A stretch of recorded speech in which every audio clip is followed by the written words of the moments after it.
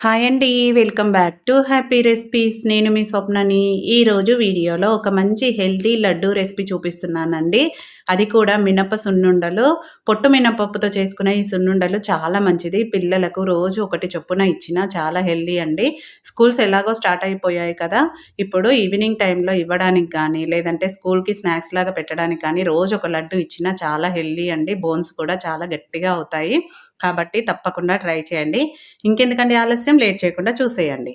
దీనికోసం ముందుగా స్టవ్ పైన అడుగు మందంగా ఉన్న ప్యాన్ ఒకటి పెట్టుకోవాలి. దాంట్లోకి ఏదైనా ఒక కప్పుతో కరెక్ట్‌గా మెజర్ చేసుకోండి. అప్పుడు మనము స్వీట్ కూడా కరెక్ట్‌గా యాడ్ చేయడానికి ఉంటుంది. కాబట్టి నేను ఈ కప్పుతో 1:30 కప్పు పొట్టు మినపప్పు తీసుకున్నానండి. కావాలంటే మీరు మినపగుళ్ళైనా తీసుకోవచ్చు.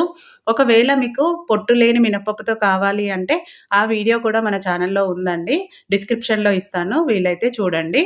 ఇప్పుడు ఈ మినపప్పును లో టు మీడియం ఫ్లేమ్‌లో బాగా ఫ్రై చేసుకోవాలి. ఫ్లేమ్‌ని పెద్దగా పెట్టొద్దండి. లో టు మీడియం ఫ్లేమ్‌లోనే లోపల వరకు బాగా వేగాలనమాట. ఈ సున్నుండలకు మెయిన్ ఇదే టైం అండి. మినపప్పును ఎంత బాగా వేపుకుంటే అంత బావుంటుంది. లో ఫ్లేమ్‌లో వేపుకోవడం వల్ల లోపల వరకు వేగి తినేటప్పుడు టేస్ట్ కూడా చాలా బావుంటుంది. కాబట్టి నాకైతే ఇక్కడ 20 నిమిషాలు పట్టిందండి. మినిమమ్ 20-25 నిమిషాలు పడుతుంది ఇది వేగడానికి.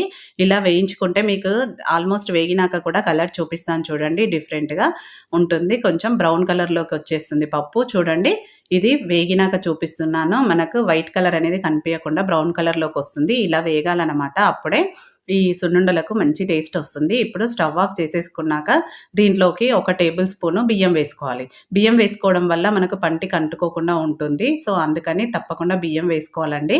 పు స్టవ్ ఆఫ్ చేశాక మాత్రమే వేసుకొని వీటన్నిటిని కలిసేలాగా కలుపుకొని ఇప్పుడు స్టవ్ పై నుంచి దించి కింద పెట్టుకొని పూర్తిగా చల్లారనివ్వాలి. నేను వీటిని ఒక ప్లేట్‌లో పెట్టుకొని కంప్లీట్‌గా చల్లారనిచ్చానండి.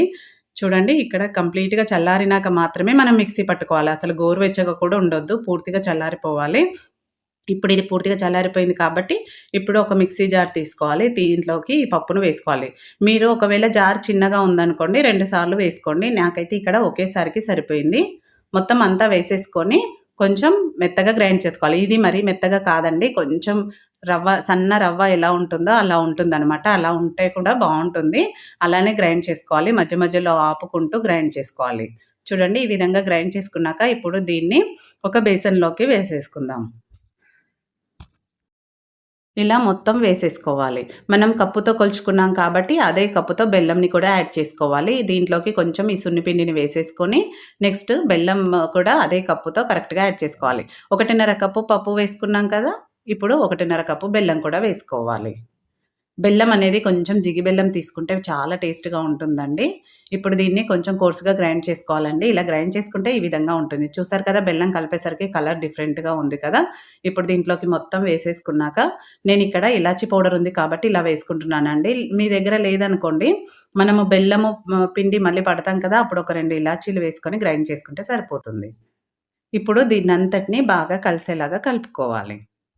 ఇలా కలుపుకున్నాక ఈ విధంగా ఉంటుంది. ఇప్పుడు నెక్స్ట్ దీంట్లోకి నెయ్యిని ఒక పావు కప్పు నెయ్యిని వేడి చేసుకోవాలండి. నెయ్యి ఎప్పుడు వేడి చేసుకొనే వేసుకోవాలి దీంట్లో. స్టవ్ పైన పెట్టి కొంచెం వేడయ్యాక ఇలా వేసుకోవాలి. మొత్తం అంతా ఒకేసారి వేయొద్దు. కొంచెం కొంచెంగా వేసుకోవాలి. నేనిక్కడ ఒక సగం వరకు వేసి మళ్ళీ దాన్ని స్టవ్ పైన పెట్టేసుకున్నాను. అది వేడిగానే ఉండాలనమాట. వేడిగా ఉంటేనే మనకు ఇది పట్టుకొని లడ్డూలు చుట్టడానికి ఈజీగా వస్తుంది. ఇప్పుడు ఈ నెయ్యంతా బాగా పట్టించుకోవాలి పిండికి. చూడండి ఇలా పట్టించుకున్నాక కలర్ కూడా ఎలా మారిందో, నెక్స్ట్ మిగతా నెయ్యి కూడా కొంచెం వేసుకొని, మొత్తం అంతా ఒకేసారి వేసుకోకుండా కొంచెం కొంచెంగా వేసుకుంటే, ఒక వైపుకు వేసుకొని అటువైపు లడ్డూ చుట్టుకోవడమే. చూడండి చూసారు కదా! మనం నెయ్యి వేసుకొని ఇలా లడ్డూలు చుడుతుంటే మనకి ఈజీగా వచ్చేస్తాయి. ఇంకొకటి ఇక్కడ మెయిన్ గుర్తుపెట్టుకోవాల్సింది మనం సున్నుండ చుట్టేటప్పుడు కొంచెం గట్టిగా ప్రెస్ చేస్తూ చుట్టుకోవాలి. గట్టిగా ప్రెస్ చేస్తేనే మనకు లడ్డనేది పర్ఫెక్ట్‌గా వస్తుంది. చూస్తున్నారు కదా! వీడియోలో చూస్తున్నట్టు ఇలా గట్టిగా ప్రెస్ జేసుకోవాలి. ఇలా ప్రెస్ చేసుకుంటే మనకు ఎంతో టేస్టీ అయిన సున్నుండలు రెడీ అయిపోతాయి.